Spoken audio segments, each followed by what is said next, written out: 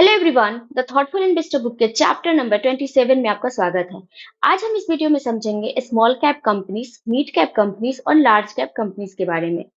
इन तीनों के बारे में हम इस वीडियो में डिटेल में समझेंगे। साथ ही साथ देखेंगे कि अगर हम स्मॉल कैप कंपनीज में इन्वेस्ट कर रहे हैं तो हमें किन चीज़ों का ध्यान रखना चाहिए। अगर हम मिड कैप कंपनीज में इन्वेस्ट कर रहे हैं तो हमें किन चीज़ों का ध्यान रखना चाहिए। साथ ही साथ हम ये भी देखेंगे कि क्या हमें एक सिंगल रूल रखना चाहिए इन्वेस्टमेंट का या फिर अपने पोर्टफोलियो को डाइवर्सिफाई रखना चाहिए। इन सारी चीज़ों को हम इस वीडियो में डिटेल में डिस्कस करेंगे। तो चलिए शुरू करते हैं और सबसे पहले समझते हैं स्मॉल कैप कंपनीज के बारे में। जो स्मॉल कैप कंपनीज होती हैं वो जनरली छोटी कंपनीज होती हैं जो स्टार्टअप कंपनीज होती हैं। यानी इन कंपनीज के बारे में ज्यादातर इन्वेस्टर्स को पता नहीं होता है। इन कंपनी की जो ट्रेडिंग वॉल्यूम होती है वो बहुत कम होती है। यानी बहुत कम इन्वेस्टर्स इस कंपनी में शेयर्स को खरीदते या बेचते हैं, जिसके कारण इनके स्टॉक प्राइसेस बहुत तेजी से चेंज नहीं होते हैं। जो जिसके कारण जो बड़े इंस्टीट्यूशंस हैं या बड़े इन्वेस्टर्स हैं वो इन कंपनीज पे ज्यादा अटेंशन नहीं दे पाते हैं।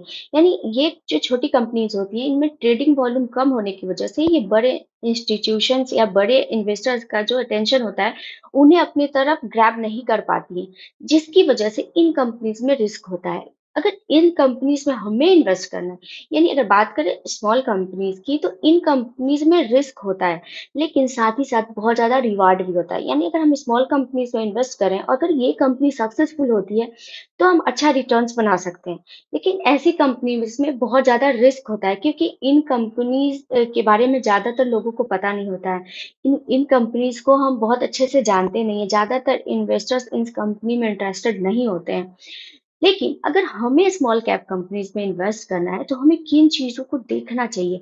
अगर ये सारी चीज़ें अच्छी हैं तो हमें स्मॉल कैप कंपनीज में इन्वेस्ट करना चाहिए क्योंकि स्मॉल कैप कंपनीज में रिवार्ड भी हाई होता है रिस्क के साथ साथ। तो अगर हम कंपनी के फंडामेंटल्स को अच्छे से समझ पा रहे हैं, स्पेशली अगर हम कंपनी के बिजनेस मॉडल को समझ पा रहे हैं, अगर कंपनी का बिजनेस मॉडल अच्छा है, उस कंपनी का बिजनेस मॉडल पहले से प्रूवन है, तो इसका मतलब है कि वो कंपनी एक राइट ट्रैक पे है, वो कंपनी अच्छा कर सकती है। इसके साथ-साथ हम कंपनी के रेवेन्यू ग्रोथ को चेक कर सकते हैं। हम सेट कर सकते हैं कि अगर किसी कंपनी का जो मिनिमम रेवेन्यू है वो 100 करोड़ हो, यानी कंपनी की जो रेवेन्यू ग्रोथ है उससे चेक कर सकते हैं। इसके साथ-साथ हम ये भी देख सकते हैं कि कंपनी के पास क्या कोई एंट्री बैरियर है, क्या यूनिक प्रोडक्ट है, क्या कंपनी के पास मार्केट शेयर है वो बढ़ रहा है, कंपनी के प्रोडक्ट या सर्विसेज को लोग पसंद कर रहे हैं।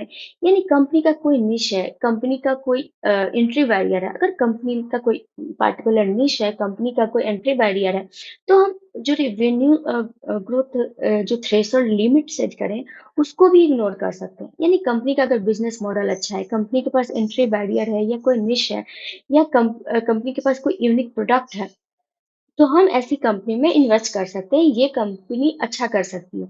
इसके साथ-साथ अगर हम स्मॉल कैप कंपनी में इन्वेस्ट कर रहे हैं, तो हम कंपनी का एंटरप्राइज़ वैल्यू चेक कर सकते हैं। क्योंकि कंपनी कोई भी अगर छोटी कंपनी है, तो उसे बहुत कम लोग जानते हैं। तो कंपनी सिर्फ़ उसका मार्केट कैप छोटा है, इसलिए ऐसी कंपनी में इन्वेस्ट नहीं करना चाहिए। हमें कंपनी के मार्केट कैप के साथ-साथ कंपनी का डेट लेवल भी देखना चाहिए। अगर कंपनी का डेट लेवल ज़्यादा होता है तो ये रिस्कियर होता है, ऐसी कंपनी में इन्वेस्ट करने से बचना चाहिए। तो इसके लिए हम कंपनी का एंटरप्राइज़ वैल्यू चेक कर सकते हैं।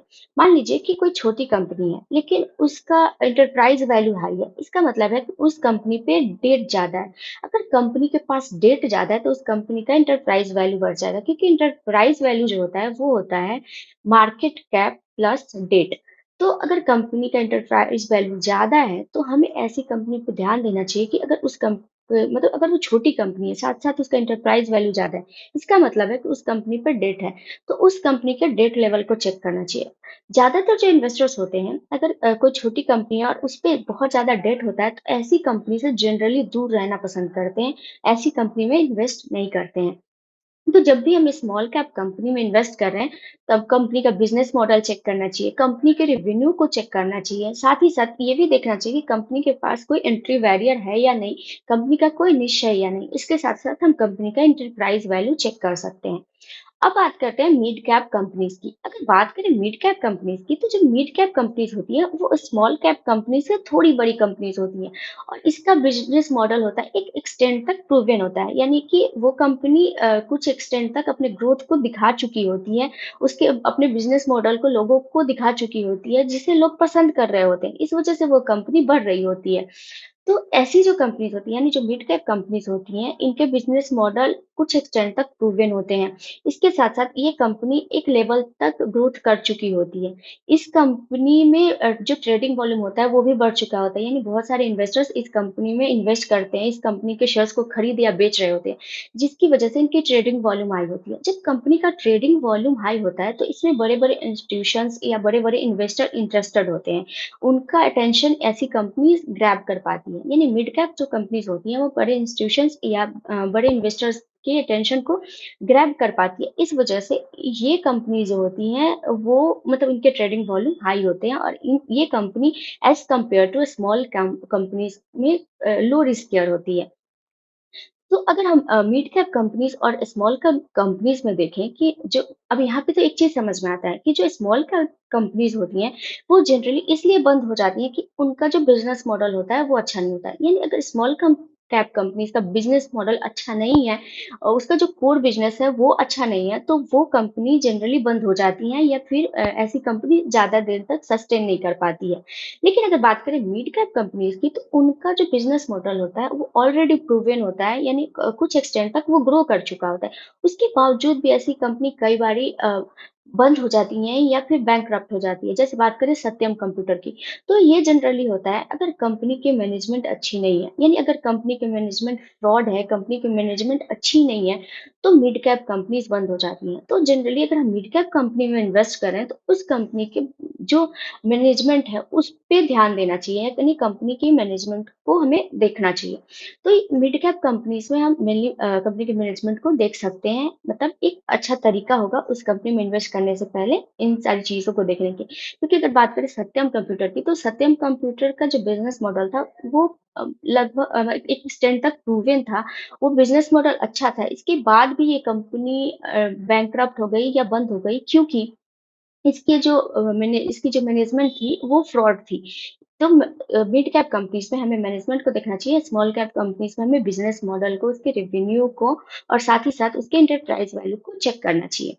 अब अगर बात करें हम लार्ज कैप या ब्लू चिप कंपनीज की, तो ये कंपनी जो होती है वो वेल एस्टेब्लिश्ड और बिग कंपनीज होती हैं, यानी ये पहले से अपने बिजनेस मॉडल को, अपने मैनेजमेंट को, हर चीज को प्रूव कर चुकी होती है और एक अच्छे लेवल पे होती है।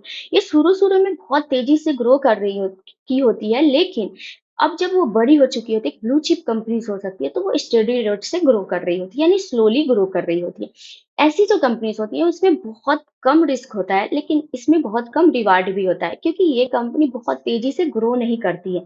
ज्यादातर इन्वेस्टर जो बहुत ज्यादा रिस्क नहीं लेना चाहते हैं, वो 20%, 18%, 20% का रिटर्न चाहते हैं, तो वो ब्लू चिप कंपनी या फिर बड़ी कंपनी में इन्वेस्ट करते हैं।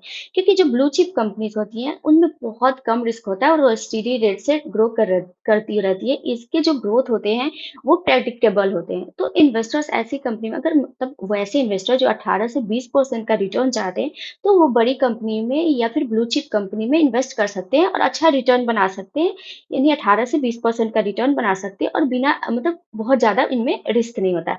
लेकिन अगर किसी इन्वेस्टर्स को 30% से ज़्यादा का रिटर्न चाहिए, तो उन्हें स्मॉल कंपनीज़ या मिड कैप कंपनीज़ में इन्वेस्ट करना होता है। तो ऐसी कंपनी जो होती हैं जो 30% या 30% से ज़्यादा रिटर्न देती है, उनमें रिस्क भी बहुत ज़्यादा होता है, क्योंकि इनके बिज़नेस मॉडल प्रूवन नहीं होते हैं। अगर ये कंपनी सक्सेस होती है तो अच्छे रिटर्न्स देती है, लेकिन अगर ये कंपनी सक्सेस नहीं होती है तो इनमें बहुत ज़्यादा लॉसेस भी होते हैं इन्वेस्टर्स के।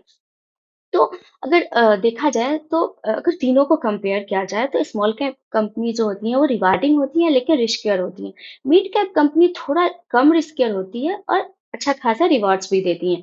लेकिन अगर बात करें हम लार्ज कैप कंपनीज की, तो ये बहुत कम रिस्कियर होती हैं और 18 से 20% का रिटर्न्स देती हैं और साथ ही साथ इस कंपनी के जो अर्निंग ग्रोथ है, रेवेन्यू ग्रोथ है, उनको हम आसानी से प्रेडिक्ट भी कर पाते हैं।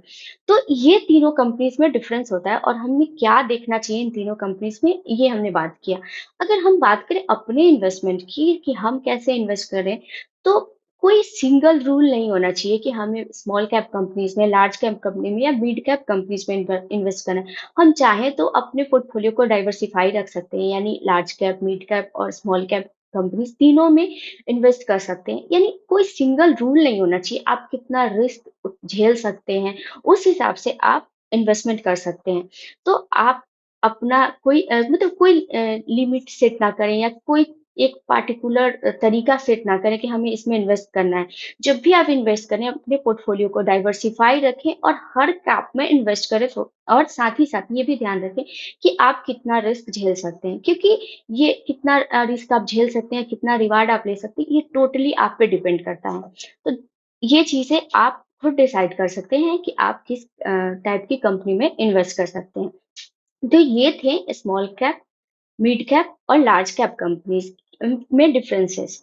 तो ये था चैप्टर 27 का अंत। आई होप आपको अच्छा लगा होगा। अगर वीडियो अच्छी लगी है तो वीडियो को लाइक करिए। अगले वीडियो में हम देखेंगे कि किस तरह से हम स्मॉल कैप या मिड कैप कंपनीज में से मल्टी बैगर्स कंपनी को चूज कर सकते हैं। तो चलिए, तब तक के लिए थैंक यू।